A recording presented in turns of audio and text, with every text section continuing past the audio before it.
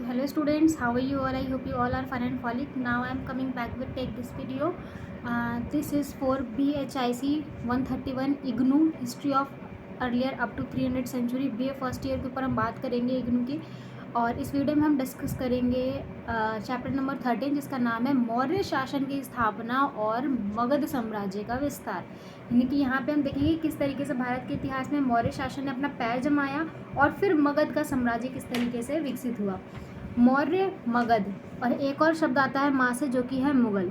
ठीक है, तो मुगलों के द्वारा ही मगध साम्राज्य मौर्यों के द्वारा ही मगध साम्राज्य विकसित हुआ था। तो यहाँ पे कंफ्यूज नहीं होइएगा कि मुगल और मगध मौर्य में क्या अंतर है। ये दोनों ही बहुत अलग है। मुगल मुसलमानों का शासन रहा था हमारे में, जो दिल्ली सल्तनत के बाद आया था, और ये मुगल रहा है हमारा शुरुआत में, जब जनपद और महाजनपद के बाद का इतिहास यहाँ पर शुरू हुआ। पहला वो साम्राज्य था जहाँ भारत में एक राजनीतिक व्यवस्था देखी गई।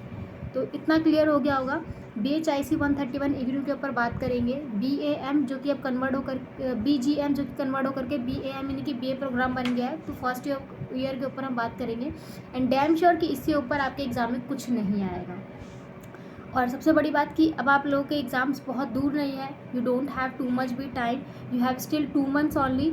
सो just do little bit practice more, okay, and find to cover your whole syllabus. And if you are unable to find your syllabus, so please be update and subscribe this channel. Why? Because we are providing you this suitable study materials with perfect answers, and damn sure at the last when we completed our whole syllabus, before 15 days of exams, we will take important question series. Okay, so which can help you better when how you will learn how to write the answers of the question in an exam pattern. So definitely it can help you. But before starting with this video, let me tell you one thing more. Please join the Telegram group, link in the description box. Telegram group and WhatsApp group. By the WhatsApp group you can get all the videos of update, and by the Telegram group you can get PDF notes. And if you have any kind of doubt, so you can ask with us. Okay, now to clear that all doubt, or if you have any one. Okay, so now let's move to the next topic and let's start the chapter. And one thing more कि इससे पहले हमने chapter number 12 किया था। ठीक है, अभी तक हमने सारे चैप्टर्स क्लियर किए हैं। इससे पहले हमने चैप्टर नंबर 12 किया था, जिसमें हमने कुछ चीज़ों के ऊपर बात की थी कि भारत में सिकंदर का आक्रमण किस तरीके से हुआ था। ठीक है, तो जो अलेक्जेंडर थे हमारे भारत में जब आए थे, उन्होंने किस तरीके से भारत में युद्ध वगैरह किया और कैसे उन्होंने अपना शासन बताया, तो हम उसके बारे में पढ़ चुके हैं। ठीक है, अलेक्जेंडर के बारे में पढ़ा, और अलेक्जेंडर के बाद जो उसका शासन जिसके हाथ में आया था, क्योंकि अलेक्जेंडर की मृत्यु जल्दी हो गई थी, तबीयत वगैरह ख़राब होने की वजह से, बीमारी की वजह से उनकी मौत जल्दी हो गई थी। और फिर उसके बाद उनका जो शासन संभाला वो संभाला था सेल्यूकस ने। अब आप मुझे बताओ कमेंट बॉक्स में कि सेल्यूकस अलेक्जेंडर यानी कि सिकंदर का कौन था। ठीक है, तो उसके बाद हम देखते हैं भारत का इतिहास। अब तो देखो, जब मौर्य शासन का उदय हुआ तो किस तरीके से हुआ। चाणक्य कौन थे? तो आपने चाणक्य का नाम अक्सर इतिहास में सुना होगा। इनके ऊपर काफ़ी सारे नाटक भी लिखे हैं, इनके ऊपर किताबें भी है, काफ़ी सारे जो है मतलब कार्टून्स भी है यूट्यूब पे। हमारी बुक्स में भी कितने चैप्टर्स हमें चाणक्य के बारे में पढ़ाया जा चुका है। तो चाणक्य कौन थे? इतिहास में इनका बड़ा नाम था। चाणक्य एक विद्वान थे, कह सकते हो ज्ञानी थे, ब्राह्मण थे। हालांकि ये इनके पास एक अच्छी शिक्षा थी, इनको एक अच्छा गुरु माना जाता था, और इन्हीं का पुत्र था चंद्रगुप्त मौर्य। ठीक है, तो चंद्रगुप्त मौर्य ने इन्हीं के ज्ञान से एक अच्छा खासा साम्राज्य विस्तार किया, इसीलिए ये महत्वाकांक्षी है। चाणक्य की कूटनीति और चंद्रगुप्त के शौर्य यानी कि उनके वीर्य और रण कौशल के संगम द्वारा नंद वंश के अंतिम राजा जो घनानंद थे, नंद वंश का अंतिम राजा कौन था? घनानंद थे। इनका अंत करके मौर्य शासन की स्थापना की।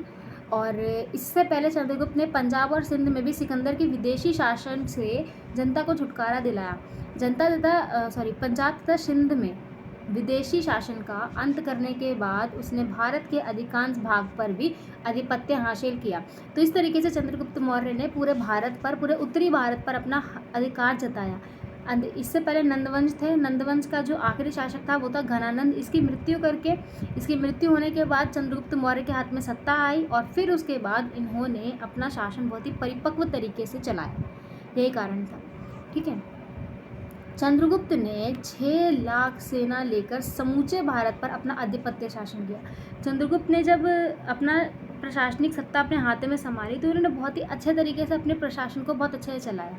चंद्रगुप्त एक कुशल योद्धा था, एक सेना नायक भी बहुत अच्छा था, इनको बहुत अच्छा एक तलवारबाज भी कहा जाता है। महान विजेता ही नहीं बल्कि ये एक योग्य शासक भी थे। इन्होंने अपनी प्रजा को बहुत अच्छे तरीके, बहुत कुशल तरीके से संभाला था। कौटिल्य, जिनको चाणक्य या विष्णुगुप्त भी कहते हैं, ठीक है, तो चाणक्य कुछ विष्णुगुप्त का नाम आए तो कौटिल्य जी की बात हो रही है, यानी कि वो गुरु जिसने चंद्रगुप्त को प्रिपेयर किया था।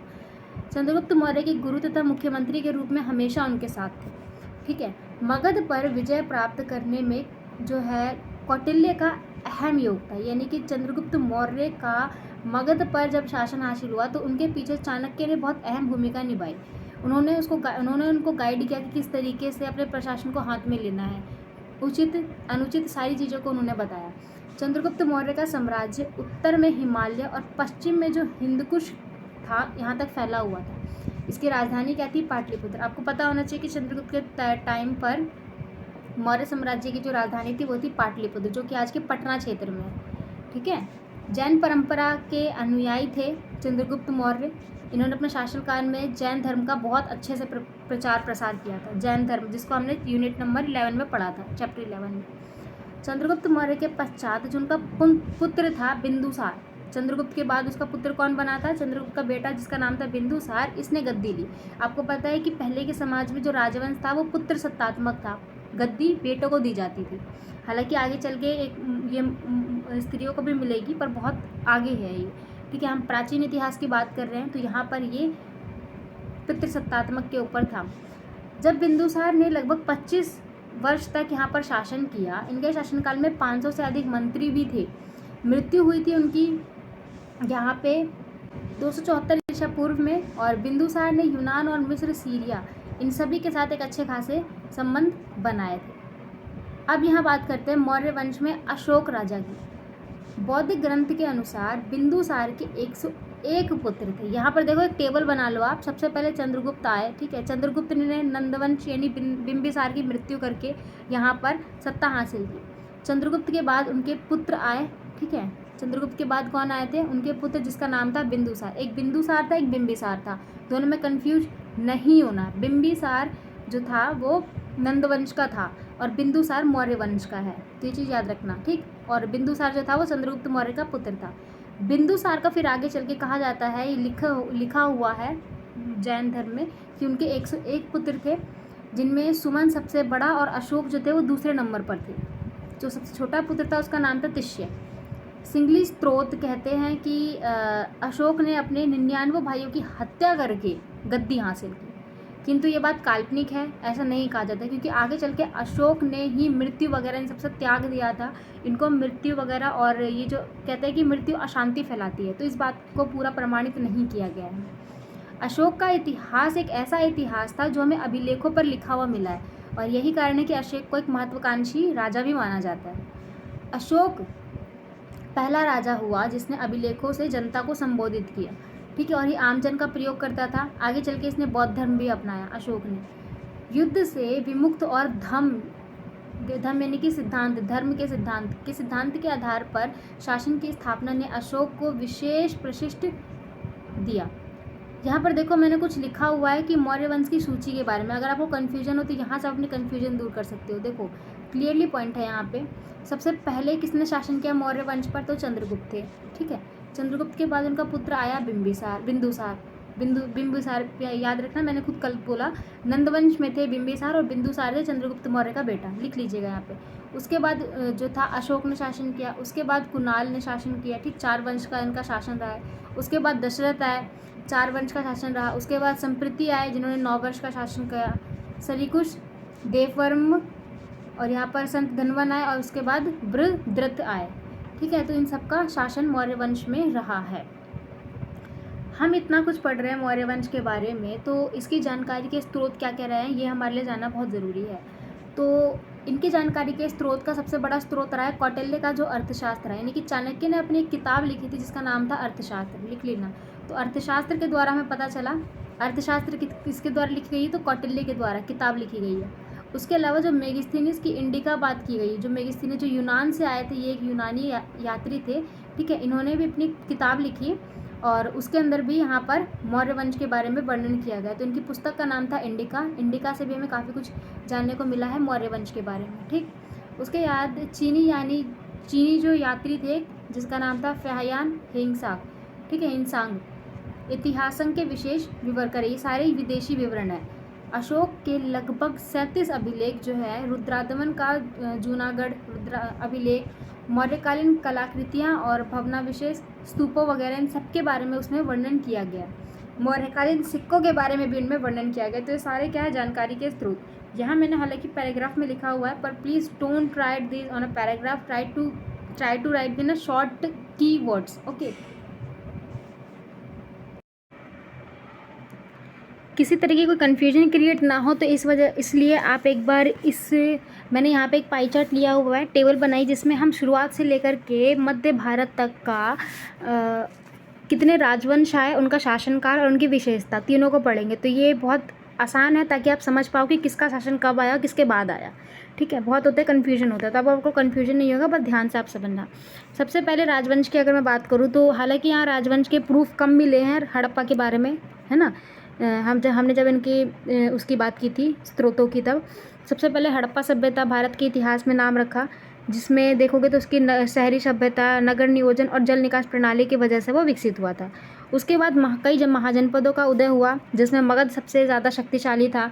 फिर मगध में एक नया राजवंश आया, ठीक है, जिसको नंदवंश के नाम से बोला गया, और जिसमें पदानंद द्वारा स्थापित हुआ था, और ये एक विशाल साम्राज्य था। नंदवंश के जो आखिरी शासक थे बिंबिसार, इनकी हत्या करके मौर्य वंश की नींव रखी गई, जिसने चंद्रगुप्त मौर्य सबसे आगे रहे, ठीक है। उनके बाद बिंदुसार ने इसके ऊपर शासन किया, उसके बाद अशोक ने इसके ऊपर शासन किया। फिर मौर्य वंश के बाद आया भारत के इतिहास में शुगवंश, ठीक है। शुगवंश की विशेषता की अगर मैं बात करूँ तो इसमें बौद्ध धर्म को अच्छी तरीके से ख़त्म कर दिया, हार्श कर दिया। यहाँ बौद्ध धर्म धीरे धीरे करके ख़त्म होने लगा और नेपाल वगैरह साइड में विकसित होने लगा। उत्तर भारत से विस्थापित होकर ये दक्षिण भारत में आने लगा। फिर उसके बाद एक वंश आया, ठीक है, कण्व वंश। यहाँ पे इसने शुग वंश का उत्तराधिकारी था ये, और ब्राह्मणों का शासक बहुत अच्छे से रहा। फिर आया सातवाहन, जो कि दक्षिण भारत में था। दक्षिण भारत में भी शक्तियाँ उभरने लग गई, पहले यहाँ उत्तर भारत की बात होती थी। फिर कुषाण वंश आए, ठीक है, बौद्ध धर्म का फिर से यहाँ पे विकास किया इन लोगों ने। फिर गुप्त वंश आया दोबारा, ठीक है, और यहाँ पर आप देखोगे तो साहित्य और कला वगैरह का विकास हुआ बहुत अच्छे से। वर्धन वंश आया। वर्धन वंश ने हर्षवर्धन, जो कि काफ़ी ज़्यादा पॉपुलर रहे हैं, इन्होंने नालंदा विश्वविद्यालय का संरक्षण दिया, ठीक है। नालंदा विश्वविद्यालय जो बना था, उन्होंने इसके ऊपर संरक्षण पर काफ़ी ज़्यादा पैसे वगैरह लगाए। उसके बाद चालुक्य वंश आया, ठीक है, जो कि दक्षिण भारत में काफ़ी प्रभावशाली रहा है। चालुक्य वंश के बाद देखोगे दक्षिण भारत की बात हो रही है यहाँ पर, राष्ट्रकूट वंश आया, ठीक है। एलोरा की गुफाओं के बारे में आपने बहुत कुछ सुना होगा, तो उसमें बहुत महत्वपूर्ण भूमिका निभाई है इसने। फिर पाल वंश आया, ठीक है। पाल वंश में देखोगे तो बौद्ध धर्म का एक अच्छा खासा संरक्षक रहा है। चोल वंश आया। चोल वंश में देखोगे तो यहाँ पे दक्षिण भारत की काफ़ी ज़्यादा पॉपुलर रहा है। चौहान वंश आया, जिसको चहामान वंश भी कहते हैं। ताइमान का युद्ध हुआ, जो कि काफ़ी ज़्यादा पॉपुलर है। फिर दिल्ली सल्तनत आई। दिल्ली सल्तनत में आप जो है गुलाम खिलजी, तुगलक, इन सब के बारे में पढ़ते हो। उसके बाद यहाँ पर दिल्ली सल्तनत के बाद मुग़ल वंश आया। मुग़ल वंश, मौर्य वंश सबसे ऊपर था, मुग़ल वंश आया, जिसमें बाबर, अकबर, औरंगज़ेब, इन सब के ऊपर में हम बात करेंगे। 1526 से लेकर के 1857 तक का इनका जो है शासनकाल रहा। फिर मराठा आया। मराठा दक्षिण भारत में था। शिवाजी वगैरह के बारे में आपने पढ़ा होगा, पेशवाओं के बारे में पढ़ा होगा आपने मराठाओं के बारे में। ये अभी एक नई मूवी भी आई थी जिसका नाम है छावा। तो छावा जो मिली हुई है वो छत्रपति शिवाजी के ऊपर बनी हुई मूवी है, तो ये बहुत बड़ा उदाहरण है उसके ऊपर, है ना। आप देख सकते हो कि उनमें किस तरीके से उनके शौर्य, उनकी वीरता को दिखाया गया है। फिर उसके बाद सिख साम्राज्य आया, और यहाँ से फिर सिख साम्राज्य के बाद धीरे धीरे ईस्ट इंडिया कंपनी का भारत में विकास होने शुरू हो गया, ठीक है। अब अपने चैप्टर की तरफ मूव करते हैं। मगध के विस्तार की अगर हम बात करें तो जनपदों में मगध का सबसे बड़ी शक्ति के रूप में उभरा, ठीक है। जनपद के बाद मगध साम्राज्य जो है जिस तरीके से उभरा वो बहुत बड़ी शक्ति के रूप में उभरा, क्योंकि इसमें कई सारे धार्मिक विचार भी नए तरीके से आए हुए थे। मौर्य साम्राज्य का केंद्र होने के कारण यह अपनी चरम अवस्था में पहुंचा। मौर्य साम्राज्य इसका केंद्र था, ठीक है, और अपनी चरम अवस्था में पहुंचा। हालांकि 6ठी सदी ईसा पूर्व, आपको पता होना चाहिए कि मौर्य साम्राज्य का जो काल शुरू हुआ था वो 6ठी सदी ईसा पूर्व से हुआ था, जब वहाँ पर जो वैदिक काल था, वैदिक काल के अंत में, आपको याद होगा वैदिक काल का जो अंत रहा था वो 6ठी सदी तक रहा था, तो यहीं से मौर्य काल का वंश, मौर्य काल का जो शासन है वहाँ से शुरू हुआ था। ठीक है, दक्षिण के क्षेत्रों को छोड़कर के भारतीय उपमहाद्वीप का अधिकांश भाग्य मगध में था। उत्तरी भारत, यानी कि सबसे पहले जो राज्य व्यवस्था आई वो सबसे पहले आई थी उत्तरी भारत में। भौगोलिक दृष्टि से, ये काट लीजिएगा, भौगोलिक दृष्टि से मगध स्थित था, ठीक है, जहाँ की मिट्टी जो थी जलोढ़ थी, और जलोढ़ मिट्टी का उपयोग होता है उपजाऊ के लिए। ठीक है, अब उपजाऊ है यानी कि वहाँ कृषि होती होगी तो डेफिनेटली अर्थव्यवस्था वहाँ बहुत अच्छी होगी, चरम सीमा पे होगी। इस इलाके में लौह खनिज पर्याप्त मात्रा में थे। लोहों से, जो लोहे होते थे, केवल हथियार बनाने में सहायता नहीं बल्कि कृषि के औजार भी वहाँ पे बनाए जाते थे। और इसके आसपास दक्षिण बिहार के जंगल थे। ठीक है, इसमें वन संपदा और इन सबसे लाभ मिलता था, वन संपदा वगैरह मिलती थी, पेड़ वगैरह कटते थे, साथ ही नदियों से संचार वगैरह, परिवहन की सुविधा, ये सब मिलती थी, क्योंकि मगध साम्राज्य जो विकसित हुआ था वो हुआ था गंगा नदी इन सब के आसपास। ठीक है, तो आसपास सहायक नदियाँ अच्छी खासी थी, जिस वजह से कृषि अच्छी होती थी। सुविधा के कारण मगध विशेष महत्व रखने वाला स्थान था। ठीक है, तो ये था आप लोगों का यूनिट नंबर 13। बहुत अच्छे से हमने क्लियर तरीके से बहुत अच्छे से पढ़ा। होप सो कि वीडियो आपको पसंद आई होगी और एक एक चीज़ को आपने क्लियरली पढ़ लिया होगा, बाकी मिलते हैं नेक्स्ट वीडियो में। होप सो कि आप टेलीग्राम ग्रुप पे ज़रूर ज्वाइन कर लिए होंगे, और कमेंट बॉक्स में ज़रूर बताइएगा जो मैंने आपसे एक क्वेश्चन पूछा, और आपको लाइव क्लासेस कब से चाहिए इंपॉर्टेंट क्वेश्चंस के ऊपर, ताकि अपने एग्ज़ाम की प्रिपरेशन को बहुत अच्छे से कर सको, अपने आंसर राइटिंग को समझ सको। So please drop your thoughts in a comment box. बाकी मिलते हैं नेक्स्ट वीडियो में, तब तक के लिए जय हिंद, जय भारत।